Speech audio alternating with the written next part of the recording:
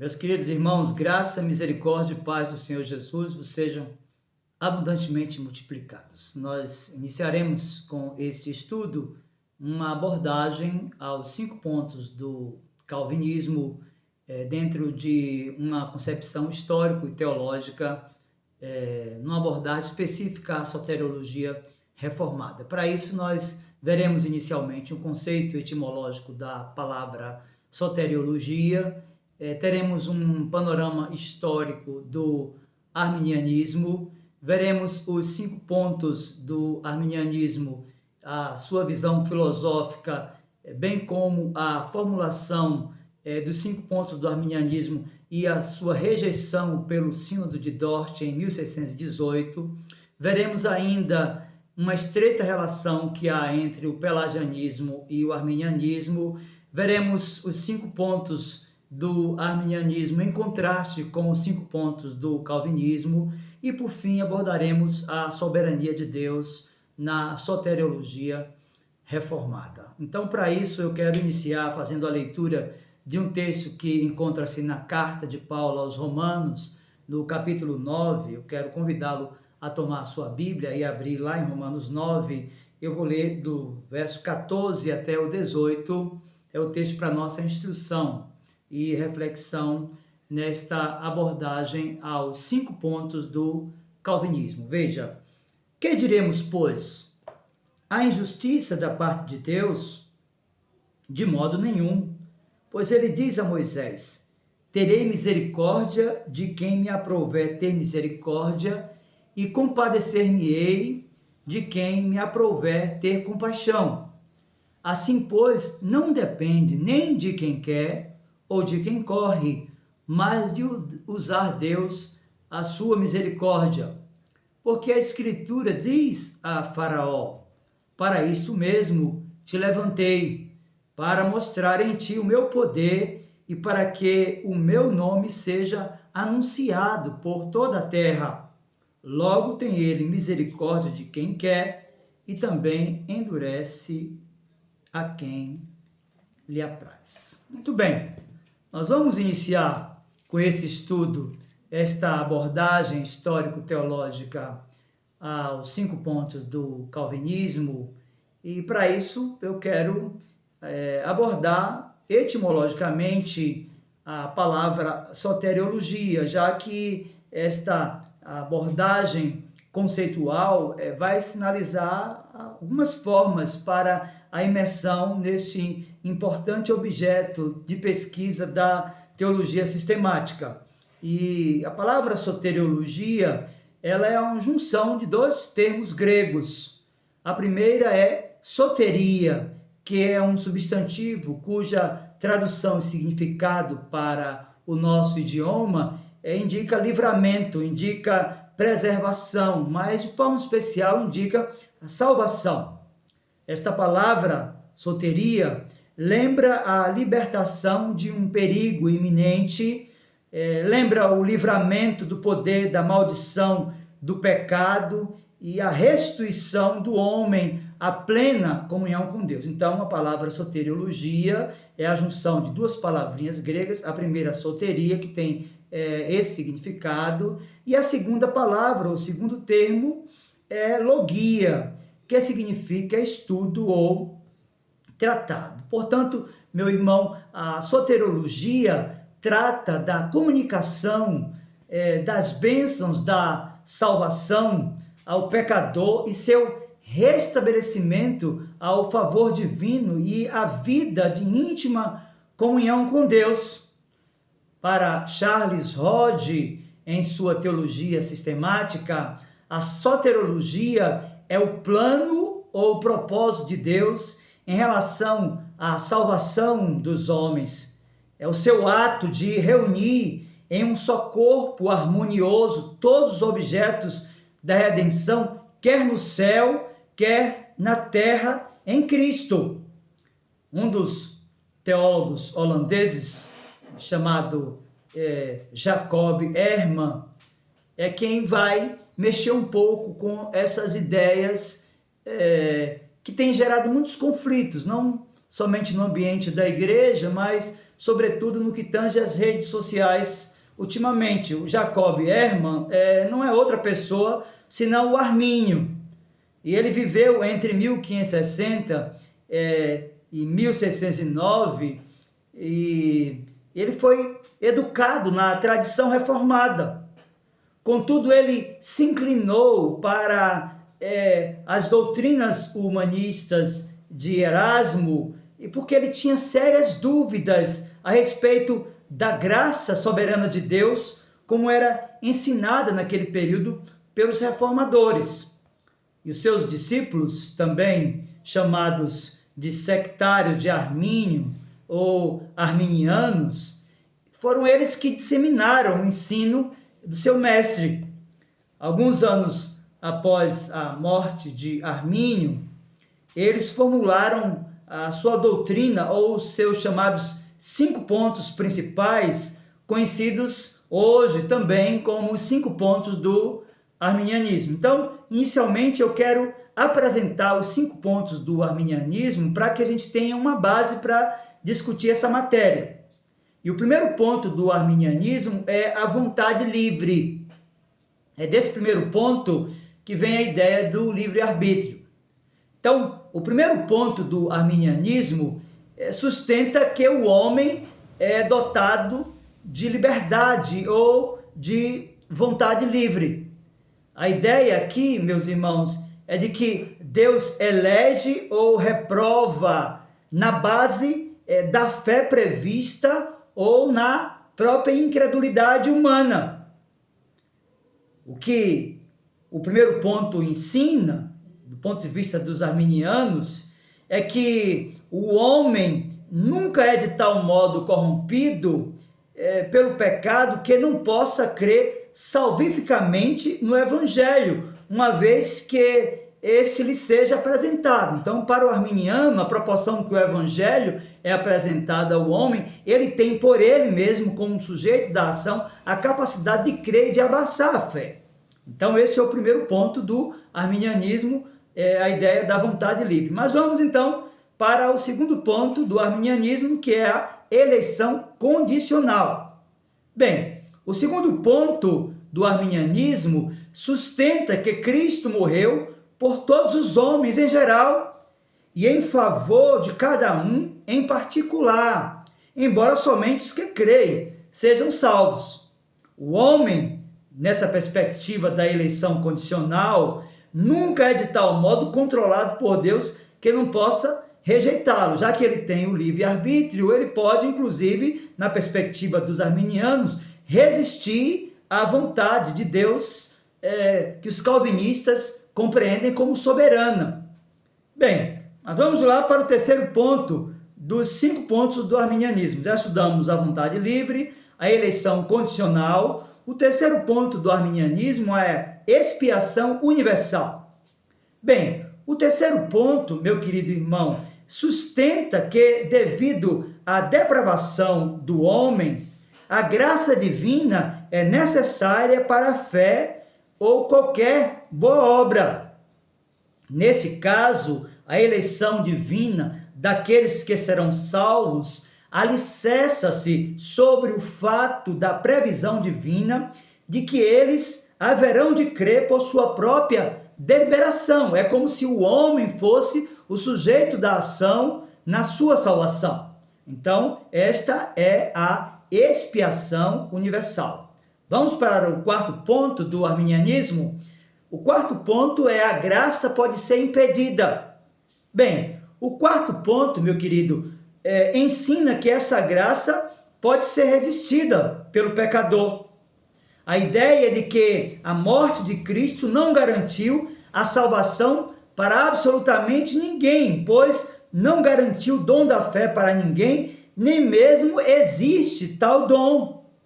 O que ela faz ou fez foi criar a possibilidade da salvação para todo aquele que crê. Perceba então que sob essa ótica arminiana, o homem permanece como sujeito da ação e não como objeto da passiva no processo e plano da salvação. Então, nós já estudamos o primeiro ponto, vontade livre, O segundo ponto, a eleição condicional. O terceiro ponto, a expiação universal. O quarto ponto, a graça pode ser impedida. Mas o quinto ponto do arminianismo é que o homem pode cair da graça. Bem, o quinto ponto sustenta que o homem não pode continuar na salvação a menos que ele continue a querer ser salvo. A partir do momento que ele perde esse desejo, ele está sujeito a perder também a salvação. Nesse caso, meu querido irmão, a salvação depende inteiramente dos crentes manterem-se em um estado de graça, conservando a sua fé. Nesta pressuposição arminiana de que o homem pode cair da graça, aqueles que falham nesse ponto, eles desviam-se da fé e se perdem. Meus queridos, de fato, esse é o pensamento arminiano. E nós precisamos de compreender, dentro desse pensamento da soteriologia arminiana, os dois princípios filosóficos defendidos por eles. O primeiro é que a soberania de Deus é incompatível com a liberdade humana e, portanto, também com a responsabilidade humana. Em segundo lugar, que a habilidade é algo que limita a obrigação. Então, a ideia aqui é de que a Bíblia considera a fé como obrigatória da parte de todos quanto ouvem o Evangelho, e a capacidade de crer deve ser universal. Então percebam que a base filosófica dessa doutrina da soteriologia arminiana está centrada nesses dois pressupostos. Então é importante que compreendamos que essa ideia que foi formulada pelo pensamento de Armínio e registrada e divulgada pelos seus seguidores ou sectários, os chamados arminianos, encontrou uma rejeição inicialmente no Sínodo de Dort, na formulação dos 5 pontos do calvinismo. Isso ocorreu em 1618, quando foi convocado um sínodo nacional para reunir-se em Dort, a fim de examinar os pontos de vista de Armínio à luz das Escrituras. Meus queridos, essa convocação foi feita pelos Estados Gerais da Holanda para o dia 13 de novembro de 1618 e constou de 84 membros e 18 representantes que eles definiam como seculares. Entre esses estavam 27 delegados da Alemanha, Suíça, Inglaterra e outros países da Europa. Durante os 7 meses de duração do sínodo, houve 154 sessões para tratar desses artigos formulados pelos sectários ou seguidores de Armínio, os chamados arminianos. E o que me chama a atenção do ponto de vista da história é que, após um exame minucioso e detalhado de cada ponto feito pelos maiores teólogos da época, representando a maioria das igrejas reformadas na Europa, o sínodo concluiu que, à luz do ensino claro das Escrituras, esses artigos tinham que ser rejeitados como não bíblicos, e o que é interessante é que isso foi rejeitado por unanimidade. E não somente isso, meu irmão, mas o concílio impôs censura eclesiásticas aos chamados remonstrantes, depondo de seus cargos e autoridade civil, ou seja, a relação que eles tinham com o governo, e os baniu do país por cerca de 6 anos. Além, é claro, de rejeitar os 5 artigos de fé dos arminianos, o sínodo formulou o ensino bíblico a respeito desse assunto na forma de 5 capítulos que tem sido, desde então, conhecido como os 5 pontos do calvinismo. O que é interessante do ponto de vista da história é que esta na realidade, foi a segunda derrota sofrida pelos proponentes do chamado livre-arbítrio. Porque essa proposta de livre-arbítrio já havia sido divulgada por Pelágio. Pelágio atuou em Roma na última década do quarto século e na primeira década do quinto século, e ele foi um reformador moral, cuja teologia da graça e do pecado o colocou em conflito, claro, com Agostinho. As ideias de Pelágio, elas são conhecidas em sua maior parte por intermédio dos escritos de seus oponentes, especialmente de Santo Agostinho.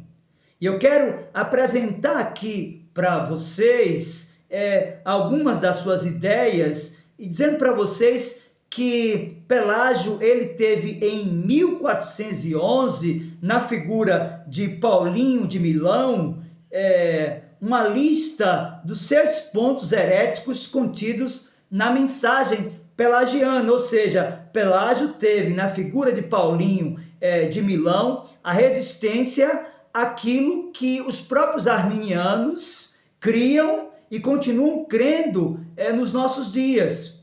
A primeira ideia que foi refutada por Paulinho de Milão e criada por Pelágio foi a ideia de que Adão foi criado mortal e teria morrido, mesmo que não tivesse cometido pecado. A segunda ideia refutada por Paulinho de Milão é que o pecado de Adão agrediu somente a ele, não a toda a raça humana. A terceira, a de que as crianças recém-nascidas estão no mesmo estado que Adão antes da sua queda. Quarto, que não é por causa da morte do pecado de Adão que toda a raça humana morre. De igual modo, ele não irá ressuscitar por causa da ressurreição de Cristo. Quinto, a lei oferece, assim como o evangelho oferece, entrada ao reino do céu. E por fim, Paulinho de Milão refutou a ideia de Armínio, que dizia que até mesmo antes da vinda de Cristo haviam homens completamente sem pecado. Então veja que essa derrota sofrida pelos seguidores de Armínio no concílio de Dort, na realidade é a segunda derrota. Pelágio, na realidade, dá subsídios teológicos para a produção da teologia arminiana. Meus queridos, para Pelágio, todo homem é criado livre como Adão, tendo, portanto, capacidade de escolher entre o bem e o mal. Onde é que está essa ideia, se não no conceito arminiano de livre-arbítrio? Para Pelágio, cada alma é uma criação individual de Deus, não herdando, por isto, a contaminação do pecado de Adão. A universalidade do pecado no mundo é explicada pela fraqueza da carne humana e não pela corrupção da vontade humana pelo pecado. O homem não herda o pecado original de seu primeiro pai. A ideia de Pelágio é que a vontade humana é livre para cooperar com Deus na conquista da santidade. Isso é arminianismo na prática. O pelagianismo, meu querido irmão, foi condenado por mais concílios da igreja do que qualquer outra heresia na história. Para que você tenha uma ideia, em 412, Coelistius, um discípulo de Pelágio, foi excomungado no sínodo de Cartago. Meus irmãos, os concílios de Cartago e Mileves condenaram Pelágio. Meus queridos, o imperador oriental Teodósio II baniu os pelagianos do leste em 430 da nossa era. Meus queridos, a heresia foi repetidamente condenada pelo concílio de Éfeso em 431 e pelo segundo concílio de Orange em 529 da nossa era. Então veja que há uma harmonia teológica, ideológica entre o pensamento pelagiano e o pensamento arminiano.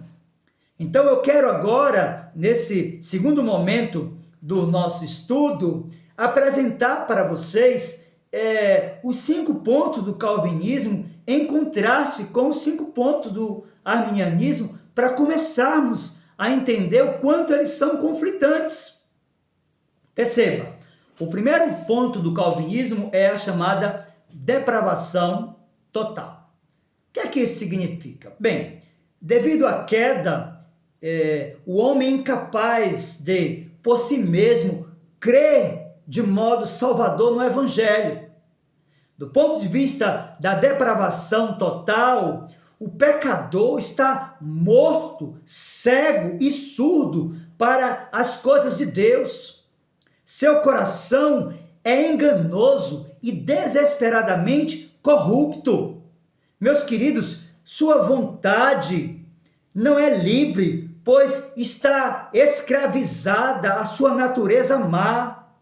Por isso, ele não irá e não poderá jamais escolher o bem e sim o mal em assuntos espirituais. Mas em contrapartida, a depravação total, que é o primeiro ponto do calvinismo, os arminianos afirmam no seu primeiro ponto, que traz a ideia da vontade livre, que o homem tem liberdade, afinal ele tem livre-arbítrio e ele pode definir se ele quer ou não ser salvo. Nesta pressuposição arminiana da vontade livre, se traz a ideia de que Armínios acreditava que a queda do homem não foi total e sustentou que no homem restou bem suficiente, capaz de habilitá-lo a querer aceitar a Cristo como seu Salvador suficiente. Então veja o quanto colide frontalmente a ideia da depravação total com a ideia da vontade livre apresentada pelos arminianos. Mas isso não fica por aí. Vamos para o segundo ponto do calvinismo, que é a eleição incondicional. Bem, o que a eleição condicional ensina? A eleição incondicional, meu querido irmão, ensina que a escolha divina de certos indivíduos para a salvação antes da fundação do mundo repousou tão somente na sua soberana vontade. A escolha de determinados pecadores feita por Deus não foi baseada em qualquer resposta ou obediência prevista da parte deles, tal como fé ou até mesmo arrependimento de pecados. Pelo contrário, é Deus quem dá a fé e o arrependimento a cada pessoa a quem ele escolheu. Esses atos, meu querido irmão, são resultados e não a causa da escolha divina. É importante, então, percebermos como colide de forma frontal o segundo ponto do calvinismo, a eleição incondicional, com o segundo ponto do arminianismo. Bem, para os arminianos, a eleição é condicional. Bem, o que é que isso significa? Bem, Armínios ensinava também que a eleição estava baseada no pré-conhecimento de Deus em relação àquele que deve crer. Em outras palavras, meu irmão, o ato de fé por parte do homem é a condição para ele ser eleito para a vida eterna, uma vez que Deus previu que ele exerceria livremente sua vontade num ato de volição positiva para Cristo. Ou seja, é como se o homem fosse o sujeito da ação que lhe permite ser salvo. Ele deixa de ser um agente da passiva e torna-se assim o sujeito da ação nesse ato e no próprio processo da sua salvação, já que ele depois vai ter que buscar os meios para se manter salvo. Então veja, nós já vimos aqui a depravação total, primeiro ponto do calvinismo, em contraste com a vontade livre, primeiro ponto do arminianismo. Vimos a eleição incondicional, que é o segundo ponto do calvinismo, em contraste com a eleição condicional, que é o segundo ponto do arminianismo. Mas vamos ver agora o terceiro ponto do calvinismo, que é a expiação limitada. Deixe lhe fazer entender o que é que significa a expiação limitada. Bem, a expiação limitada indica que a obra redentora de Cristo foi intencionada para salvar somente os eleitos e, de fato, assegurou a salvação apenas e tão somente destes. Sua morte, ou seja, a morte de Cristo, foi um sofrimento substitucionário da penalidade do pecado no lugar de certos pecadores específicos. Meu querido, além de remover o pecado do seu povo, a redenção de Cristo assegurou tudo o que é necessário para a sua salvação, incluindo a fé que os une à pessoa do Redentor. Então, esse é o conceito da expiação limitada. Mas veja como é conflitante a ideia do terceiro ponto do arminianismo, que fala da expiação universal. O que significa a expiação universal para os arminianos? Meus queridos, a expiação universal na perspectiva dos arminianos sinaliza que a morte de Cristo oferece a Deus base para salvar absolutamente todos os homens. Contudo, e paradoxalmente a esta afirmação, cada homem deve exercer sua livre vontade para aceitar a Cristo. Então veja que essas ideias são conflitantes e elas colidem de forma frontal. A expiação limitada, colocada em contraste com a expiação universal, mostra que há uma perspectiva de soteriologia entre os calvinistas e a outra perspectiva de soteriologia entre os arminianos. Mas vamos para o quarto ponto do calvinismo, que é a chamada graça irresistível. O que significa isso? Bem, a graça irresistível, além da chamada externa à salvação, que é feita de modo geral a todos que ouvem o Evangelho, quando a palavra de Deus é anunciada de forma fiel, seja em um culto público ou quando através de um evangelismo alguém é exortado a arrepender-se dos seus pecados e a crer na pessoa do Senhor Jesus, mas permanece endurecido. Essa é a chamada externa ou chamada vocação geral. Contudo, há aquilo que os teólogos calvinistas definem como a graça irresistível, a chamada graça especial, que é chamada de graça interna, ou que é feita somente aos eleitos. E esta graça irresistível tem esse nome porque ela não pode ser rejeitada. E o que é interessante é que, do ponto de vista da pressuposição da graça irresistível, ela sempre resulta e sempre resultará na conversão do pecador. Porque sob essa ótica calvinista da soteriologia, o pecador ele não tem a capacidade de resistir à voz de Deus, de tal forma que, enquanto o evangelho é anunciado e na graça comum e na vocação geral, o pecador pode resistir, na graça especial ou no chamado interno, o pecador sempre vai dizer sim e reconhecer-se como tal. Mas em contrapartida à graça irresistível, os arminianos, no quarto ponto, trazem a ideia de que a graça de Deus pode ser impedida. Meus queridos, o arminiano, ele crê que uma vez que Deus quer que todos os homens sejam salvos, ele envia o seu Espírito Santo para atrair a todos os homens a Cristo. Contudo, desde que o homem goza de vontade livre, absoluta, que é o chamado livre-arbítrio, ele pode resistir à vontade de Deus em relação à sua própria vida. E ainda que o arminiano creia que Deus é onipotente e insiste em que a vontade de Deus em salvar todos os homens, essa vontade de Deus, ela pode ser frustrada pela finita vontade do homem como indivíduo. Então veja que nos parece que no quarto ponto do arminianismo, nessa perspectiva de que a graça pode ser impedida, me parece que o onipotente passa a ser o homem, não Deus.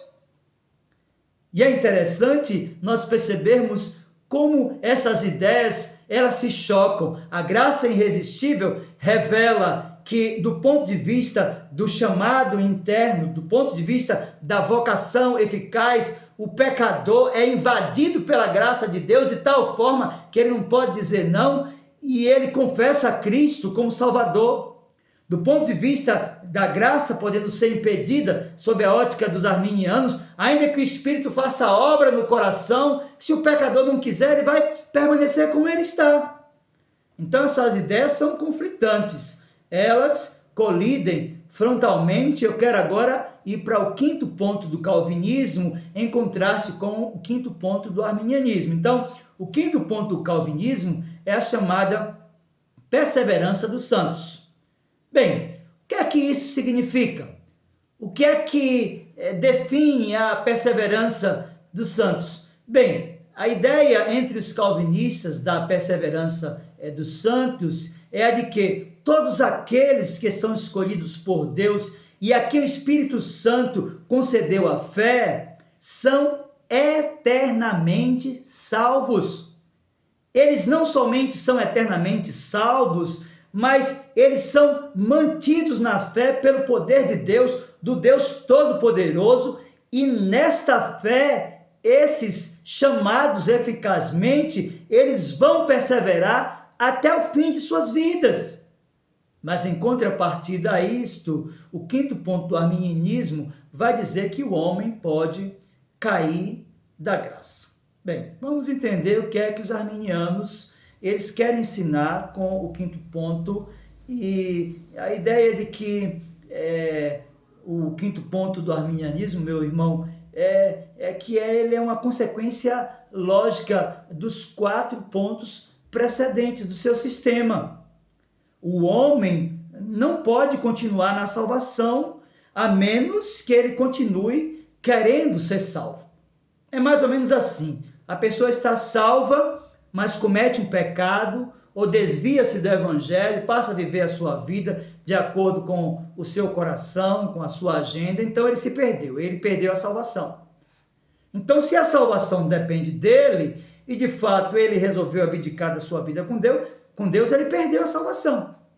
Do ponto de vista da perseverança dos santos, a ideia é de que aqueles que foram selados com o Santo Espírito da promessa, que foram chamados eficazmente e que foram escolhidos antes da fundação do mundo, que estavam mortos nos seus delitos e pecados, mas que receberam vida pela pregação fiel do Evangelho, eles não somente estão salvos, mas permanecerão salvos até o fim de suas vidas, porque a sua relação com Deus não depende deles, mas da graça de Deus manifestada no sacrifício do Senhor Jesus. Então isto revela uma cosmovisão cristã na qual Deus é o Senhor de tudo e de todos e executa todas as coisas de acordo com o seu eterno decreto e com a sua vontade, que é absolutamente soberana.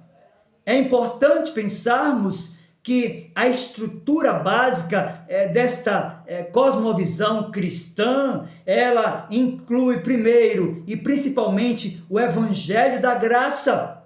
E isso consiste em 2 partes fundamentais, meus irmãos. Primeiro, conhecer a condição do homem e depois, e consequentemente, a provisão de Deus para a salvação, que é a pessoa bendita e maravilhosa do seu Filho.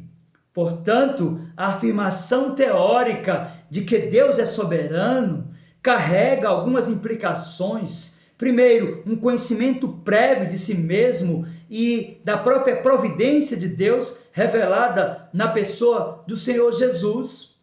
Meus queridos, quando falamos da vontade de Deus, nós queremos dizer que ela não é senão a expressão do seu ser onipotente e onisciente.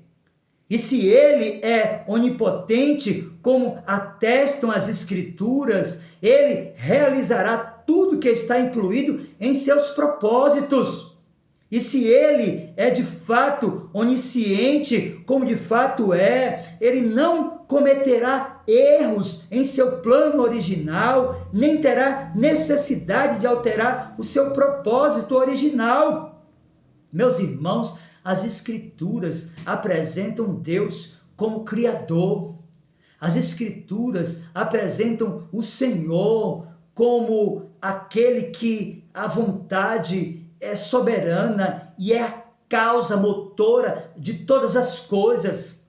Ela nos revela que ele está revestido de autoridade absoluta sobre as hostes celestes e sobre os moradores da terra. É importante que se diga que na infinita sabedoria do Senhor de toda a terra, cada evento se realiza com precisão em seu próprio lugar, no desdobramento do plano divino. E esta é a filosofia do universo, tanto no Antigo quanto no Novo Testamento. É uma visão do mundo que alcança unidade num decreto ou propósito ou plano absoluto, do qual tudo o que acontece é apenas o seu desdobramento no tempo e no espaço. Então é importante compreender que a soberania não é uma propriedade da natureza divina, mas uma prerrogativa oriunda das perfeições e do próprio ser supremo de Deus. É importante que você compreenda que a infinita sabedoria, bondade e poder, como direito de posse que pertence a Deus no tocante às suas criaturas, são o fundamento imutável do domínio que ele tem sobre todas as coisas. Ele é apresentado na Escritura como absolutamente soberano, aquele que faz tudo como lhe agrada. Se você abrir a sua Bíblia, aí na Salmodia, no Salmo de número 115, versículo 3, você vai perceber isso. O salmista disse: no céu está o nosso Deus e tudo faz como lhe agrada. No livro do profeta Daniel, no capítulo 4, verso 35, a Escritura nos diz: todos os moradores da terra são por ele reputados em nada. E segundo sua vontade, ele opera com o exército do céu e os moradores da terra. Não há que lhe possa deter a mão, nem lhe dizer: que fazes? Meus queridos, de fato, nós veremos que não há conflito entre as poderosas obras que manifestam sua santidade, justiça e juízo, e as gloriosas obras que revelam sua graça, seu amor e seu próprio perdão. Meus irmãos, à luz de toda a Escritura, Deus será visto de modo perfeitamente consistente, tanto quando condena uns, quando resolve perdoar a outros. Ele é de fato o único agente genuinamente livre em toda a eternidade, que não é influenciado por nenhuma criatura ou nenhuma força externa. Nós olhamos para a Escritura e vamos perceber o quanto isso é verdade. Por exemplo, o apóstolo Paulo escreve a sua carta à igreja em Éfeso, no capítulo 1, versos 10 e 11, e diz assim, veja o que diz a palavra de Deus, Efésios capítulo 1, versos 10 e 11. Desvendando-nos o mistério da sua vontade, segundo o seu beneplácito, que propusera em Cristo de fazer convergir nele, na dispensação da plenitude dos tempos, todas as coisas, tanto as do céu como as da terra. Nele, digo, no qual fomos também feitos herança, predestinados segundo o propósito daquele que faz todas as coisas conforme o conselho da sua vontade. Você continua folheando a Escritura e você vai perceber uma quantidade enorme de informações que nós temos acerca da soberania de Deus, inclusive da salvação dos homens. Paulo escreve aos Romanos, nós já lemos aqui, eu quero apenas reiterar aquilo que já foi dito, Romanos capítulo 9, versos 14 e 15, ele inicia com duas perguntas. Que diremos, pois? A injustiça da parte de Deus? De modo nenhum, pois ele diz a Moisés, terei misericórdia de quem me aprouver ter misericórdia, e compadecer-me-ei de quem me aprouver ter compaixão. Meu querido irmão, como único ser no tempo e na eternidade, com absoluta liberdade de querer as coisas como ele as vê, é importante que se diga que Deus traçou um plano que inclui tanto a eleição quanto a reprovação. Ainda que você ache duro ouvir isso que eu estou lhe dizendo, esta é a verdade da Escritura. E nós temos inúmeras referências acerca disso. Veja comigo, por exemplo, Isaías capítulo 46, versos 9 e 10. Veja o que diz o Antigo Testamento.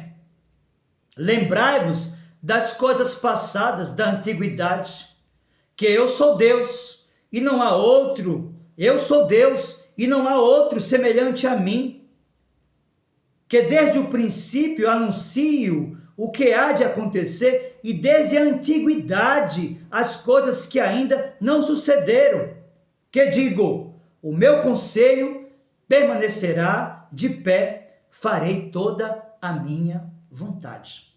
Se você for ler a sua Bíblia agora, no Novo Testamento, agora, novamente na carta que Paulo produziu à igreja em Roma, capítulo 9, a partir do versículo 20 e até o versículo 23, você vai perceber o quanto a dupla predestinação é verdadeira. Veja, Romanos 9, a partir do 20 e até o 23 diz, quem és tu, ó homem, para discutires com Deus? Porventura, pode o objeto perguntar a quem o fez, por que me fizeste assim? Ou não tem o oleiro direito sobre a massa, para do mesmo barro fazer um vaso para a honra e outro para a desonra? Que diremos, pois? Se Deus, querendo mostrar a sua ira e dar a conhecer o seu poder, suportou com muita longanimidade os vasos de ira preparados para a perdição, a fim de que também desse a conhecer as riquezas da sua glória em vasos de misericórdia que para a glória preparou de antemão? Meus queridos, esta é a verdade da Escritura. E Daniel teve consciência disso. Lá em Daniel capítulo 4, verso 35, está escrito, todos os moradores da terra são por ele reputados em nada. E segundo a sua vontade, ele opera com o exército do céu e os moradores da terra. E não há quem lhe possa deter a mão, nem lhe dizer que fazes. Paulo reitera essa mensagem, escrevendo aos Romanos, capítulo 9, verso 18, diz, logo tem ele misericórdia de quem quer e também endurece a quem lhe apraz. Meus queridos, assim permanece o fato de que um homem crê porque essa é a vontade de Deus, e o outro ele rejeita porque essa também é a sua vontade. Meus queridos, é importante que se diga que se não fosse a escolha divina e a eleição de alguns para a salvação, ninguém, absolutamente ninguém, seria capaz de crer. Meus irmãos, é importante nós lembrarmos do próprio ensino do Senhor Jesus. E João, em seu evangelho, no capítulo 15, verso 16, deixou registrado essa verdade. Foi Cristo que falou isso para os seus discípulos, falando da doutrina da eleição. Não fosse vós que me escolhesses a mim, Pelo contrário, eu vos escolhi a vós outros e vos designei para que vades e deis fruto, e o vosso fruto permaneça, a fim de que tudo quanto pedirdes ao Pai em meu nome, ele vô-lo conceda. Então, é importante nesse primeiro estudo sobre os 5 pontos do calvinismo, dentro de tudo quanto nós vimos até agora, nós lembrarmos um pouco sobre esse conceito etimológico da palavra soteriologia, que traz a ideia de um estudo ou um tratado sobre a doutrina, ou esse fragmento da teologia sistemática chamado soteriologia, que tem relação direta com a salvação. É importante pensarmos dentro desse panorama histórico que apresentamos aqui, nesse primeiro estudo sobre os 5 pontos do calvinismo, em contraste com os 5 pontos do arminianismo, que a doutrina arminiana ela já sofreu 2 derrotas. Ela sofreu uma derrota em Dort e ela sofreu uma primeira derrota pela formulação, ainda nos primórdios, através de Pelágio, que foi resistido pela igreja e foi declarado como herege por grande parte dos concílios, que avaliaram todas as coisas e chegaram à conclusão que, de fato, a salvação é uma obra da salvação que tem uma concepção monergística, ou seja, é Deus que opera em nós tanto querer quanto realizar. Então, nós estamos concluindo esse primeiro estudo e a partir do próximo estudo nós veremos de ponto a ponto os 5 pontos do calvinismo, apresentando e refutando a doutrina arminiana como sendo fragilizada não apenas pela teologia, mas pela história e refutada pelos grandes concílios durante a história. A minha oração e súplica é que esta primeira lição tenha abençoado poderosamente a sua vida e a sua igreja. Que Deus, pois, nos abençoe no nome do Senhor Jesus.